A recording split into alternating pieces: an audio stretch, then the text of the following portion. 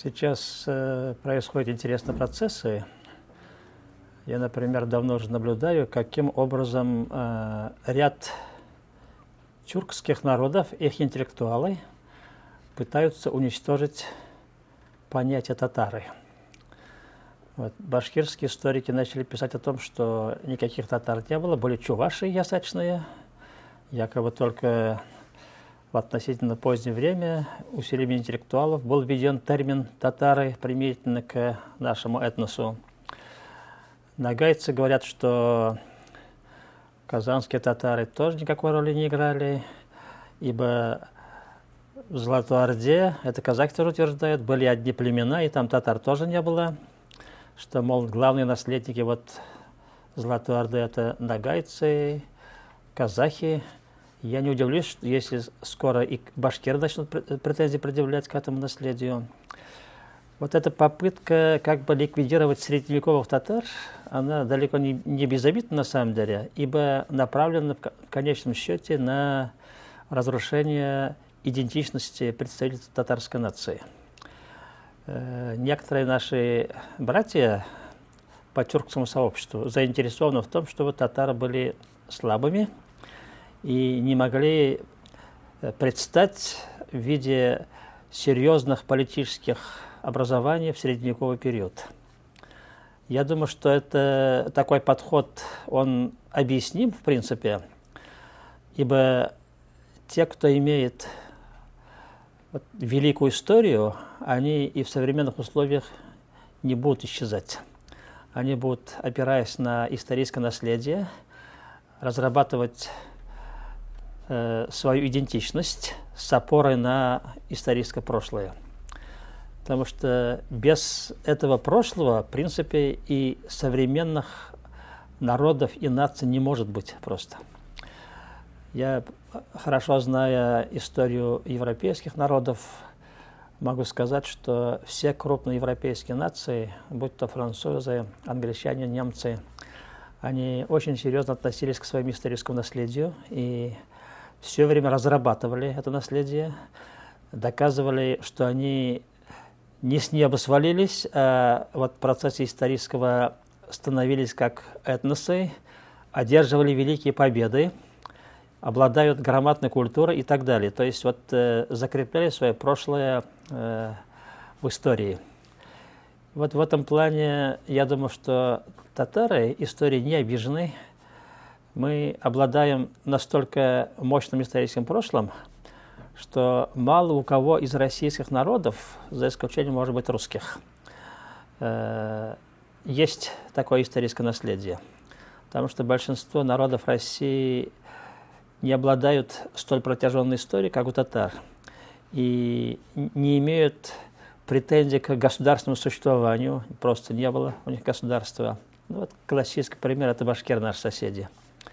У них никогда своего государства не было, они постоянно включались в состав других государств, если не Золотой Орды, который еще можно как-то представить как общее государство, то татарские ханства, Ногайская Орда, вот башкиры были разделены между этими образованиями. Ну и другие народы России не обладали вот такой протяженной историей. Но, конечно, в некоторых случаях формируется взгляд достаточно мифологичный о том, что какие-то вот современные народы в прошлом тоже обладали государственностью. Вот, например, хакасы себя сейчас возводят к очень древним образованием для того, чтобы обосновать, что они тоже исторический народ, что у них были государства, да. Но это все довольно мифологичное построение, а вот татары реально обладали многими государствами, и поэтому наша история может быть написана системно с древнейших времен, включая все Средневековье. Татары существовали как государствообразующий этнос. Я могу смело сказать, что татары являлись имперской нацией на самом деле. Ну, конечно, иногда термин «нация» используется в более современном этапе, но, тем не менее, сейчас историки не боятся этот термин использовать для прошлого. И вследствие этого возникает много сложных коллизий. вот я, например, хорошо представляю, почему Сталин дал распоряжение в 1944 году татар подрезать, потому что начиная с конца 30-х годов сталинский режим решил в основу Советского Союза положить русский этнос и сформировать такой проект советской нации, который базировался бы на русском основании. При формировании такого основания главная проблема возникла с тюркскими народами и особенно с татарами, потому что золотоордынский период никак невозможно включить в русскую историю, ибо именно в золотоордынском периоде русские не являлись ведущим народом. Там татары вышли на первое место. И татары не просто вышли на первое место, а выступали как имперская нация, господствуя на всех просторах, начиная от Алтая до Дуная. И, конечно, попытки дореволюционного самого крупного русского историка Соловьева отжать татар из русской истории на самом деле невозможно реализовать, потому что вот у меня там стоят тома Соловьева. Если взять тома, все его попытки заявить о том, что вот из Киевской Руси непосредственно возникает фактически Московское царство, они разбиваются об его же описании, потому что он целые тома посвящает русско-татарским взаимоотношениям, начиная там с завоевания монголами и кончая татарскими ханствами. Без этого невозможно, потому что татары здесь были самым активным политическим субъектом. И, как я уже сказал, было время, когда они были имперской нацией, и из-за этого их из российской истории исключить невозможно. Конечно, вот наше особое место в истории, оно на самом деле постоянно сказывалось на развитии татар. Скажем, вот когда начала формироваться уже татарская нация как таковая, ну, на буржуазном этапе, русские профессора, вообще чиновники, которые жили в Казанском крае, в самой Казани, они очень часто говорили, что татары, они обладают гордыней, и все время говорят, что у них были свои ханы, и вспоминают это с прошлое, и поэтому они себя показывают таким цивилизаторским народом. И эти вот описания, они на самом деле имели основание быть, потому что татарские интеллектуалы, которые в XIX веке начали формировать национальную идеологию, они тоже опирались на историю. И описывали татарское государство. Это вот фактически очень активно Маржани начал. Они же не просто описывали татарское государство, а как бы очерчивали как определенную территорию, где эти государства существовали. И из этих построений автоматически выходила идея, что мы народ, который все время имел государственность, и мы и сейчас можем претендовать на это. Такая мысль там закладывалась. И даже вот такие вроде бы не совсем хорошие фигуры, как Сюембика, который часто трактуется как ханша, которая оставила свое государство и предала фактически татар. На самом деле это так не было, но тем не менее вот даже такие фигуры татары использовали для того, чтобы строить идеологию национального периода. Они из Сюембики сделали образ матери нации.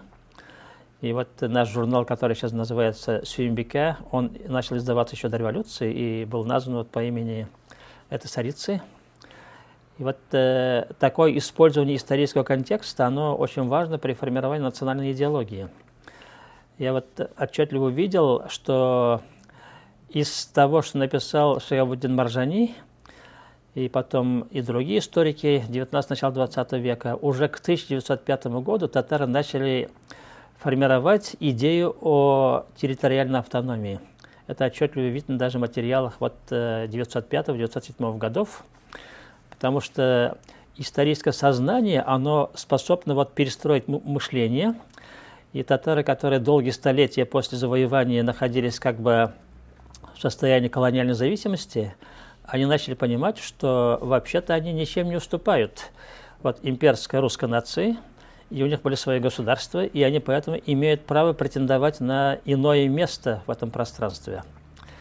И сейчас я думаю, что вот это историческое наследие, оно имеет тоже сильное влияние на татарские массы.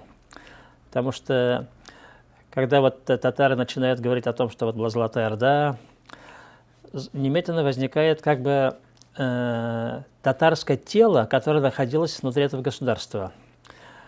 Потому что татары же живут весьма рассеянно на разных территориях, хотя они везде являются коренным народом, но тем не менее вот из-за того, что они не уместились в рамках Татарстана, иногда по отношению к тем татарам, которые находятся в других ареалах Российской Федерации, высказывается точка зрения о том, что это вообще пришлые группы.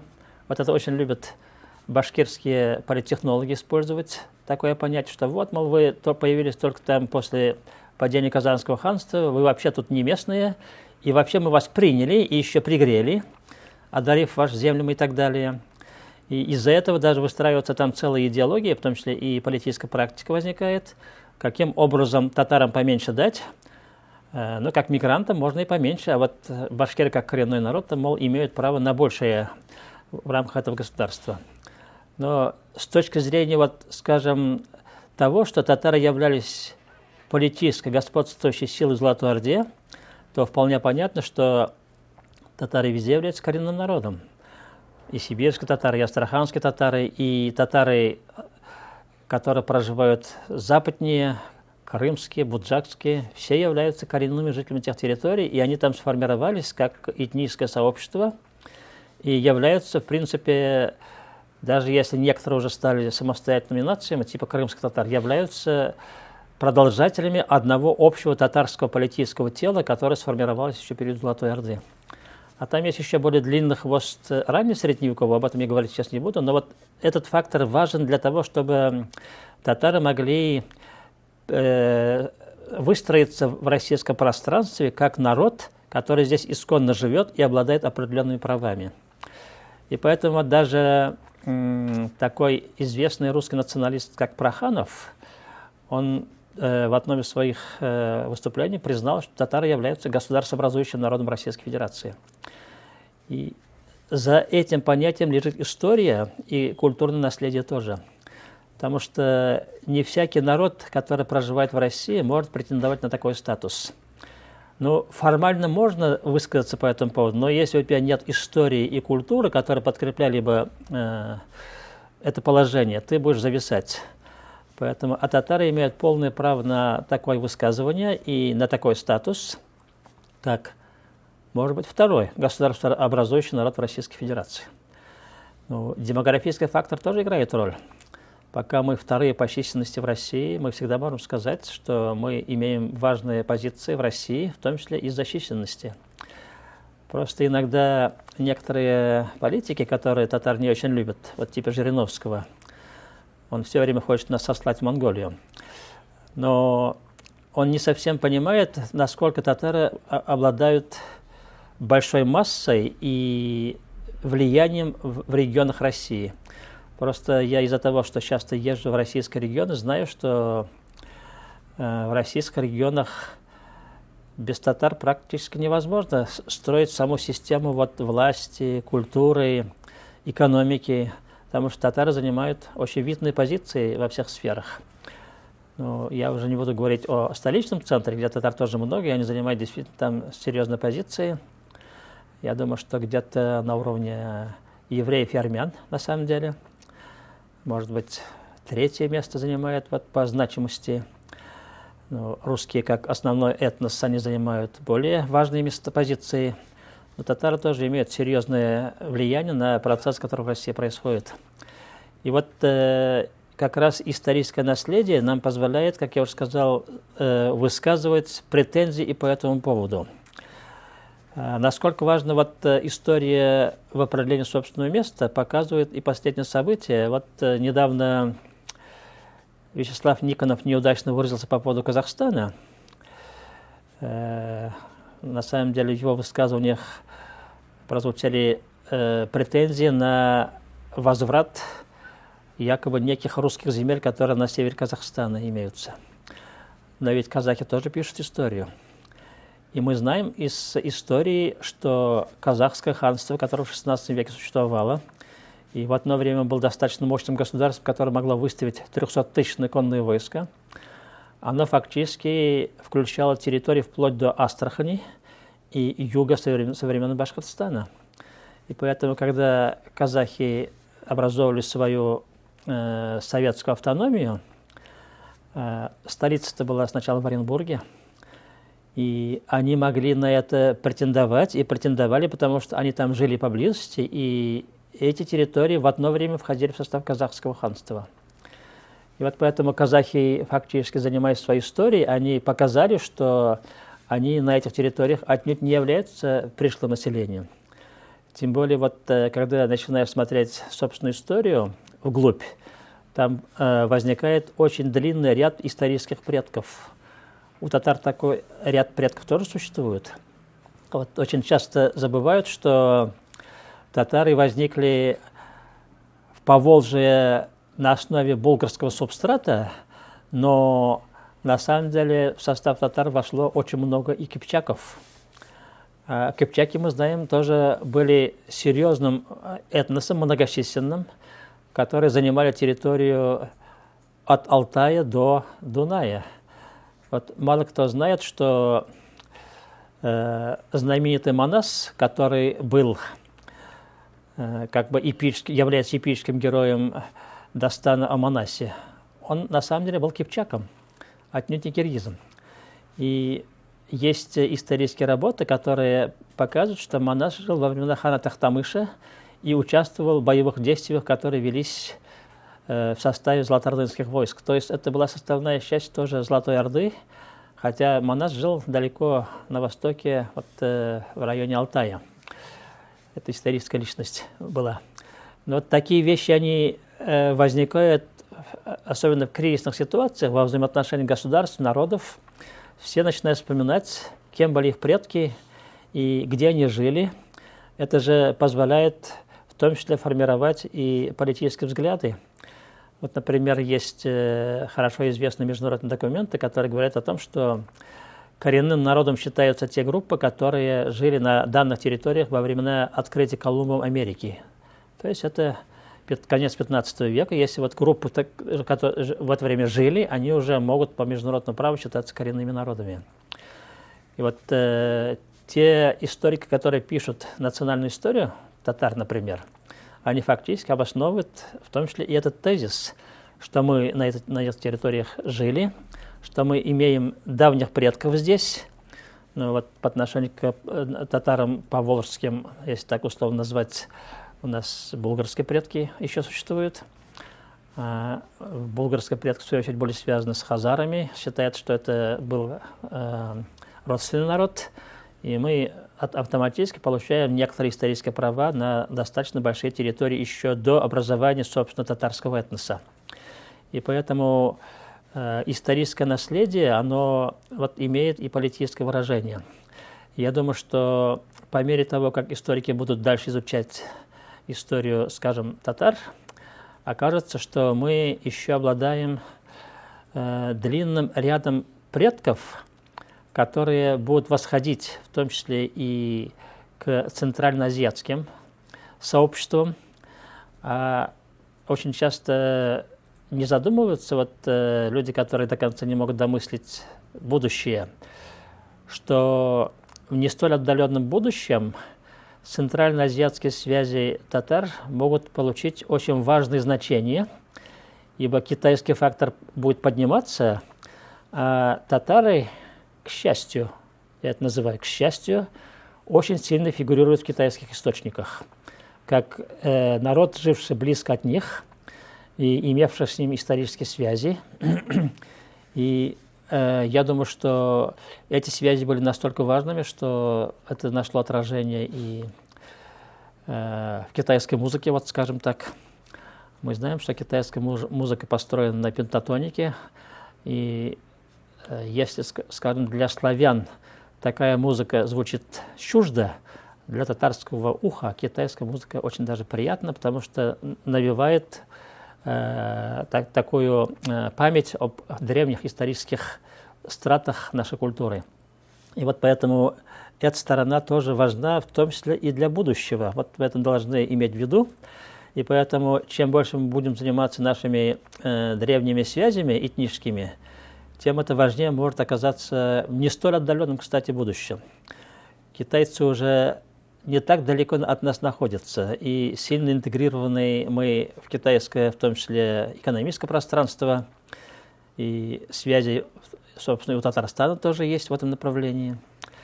Но я думаю, что нам надо, кроме этого, разрабатывать в дальнейшем и другие направления нашей истории. Вот я просто по ходу могу напомнить тем слушателям, которые не совсем хорошо разбираются в истории, существовало мощное османское государство, можно сказать, Османская империя, которая владела даже северными территориями Африки, югом Европы. И вот, как это странно не звучит, османское государство, то государство, которое стало империей затем, оно было основано племенем Кай, которое является кипчакским племенем, и они вышли в период монгольских завоеваний откуда-то из Крыма или из прилегающих степей, и потом поднялись на территории, где в основном жили агузы, и смогли стать правящей стратой этого государства. То есть в этом плане мы, татары, имеем серьезное родство, в том числе и с турками. И это историческое наследие для нас очень важно, для того, чтобы мы могли посмотреть в сторону вот взаимных контактов с турецким сообществом. Тоже сейчас турецкое сообщество усиливается, в том числе демографически сильно растет, и нам это может понадобиться. Кстати, вот турецкий историк 17 века, вот знаменитый историк Челеби, он об этом знал и даже написал, что основатель династии османов, сам Осман и его ближайшие родственники, он написал, были в родстве с чингизидами, потому что вот это племя Кай, оно имеет очень кипчакское происхождение, очень древнее родство с центральноазиатскими группами, из которых вышли предки Чингисхана, которые назывались киятами. Есть форма написания каяты, но, конечно, формат атьят – это формат множественного числа.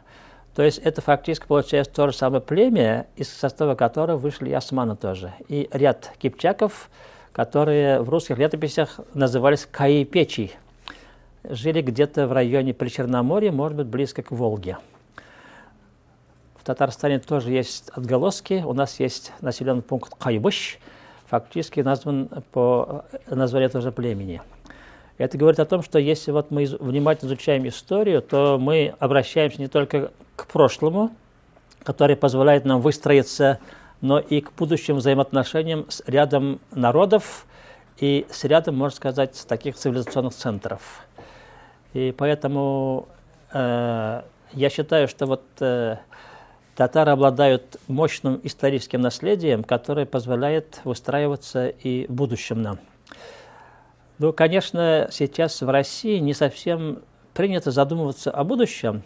Есть даже социологические исследования, которые доказывают, что российский народ, к сожалению, и татары тоже входят в число этого народа, старается жить только сегодняшним днем, далеко не заглядывая в будущее.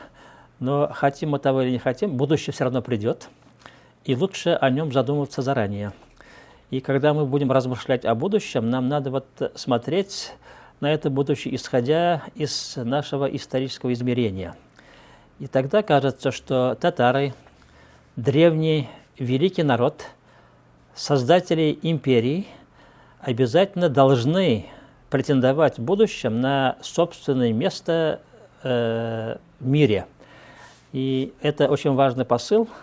Если мы будем хорошо работать с точки зрения исторических исследований, ну и формирования национальной идентичности, и в плане развития всего татарского сообщества, мы точно в этом историческом будущем займем важное место среди других народов.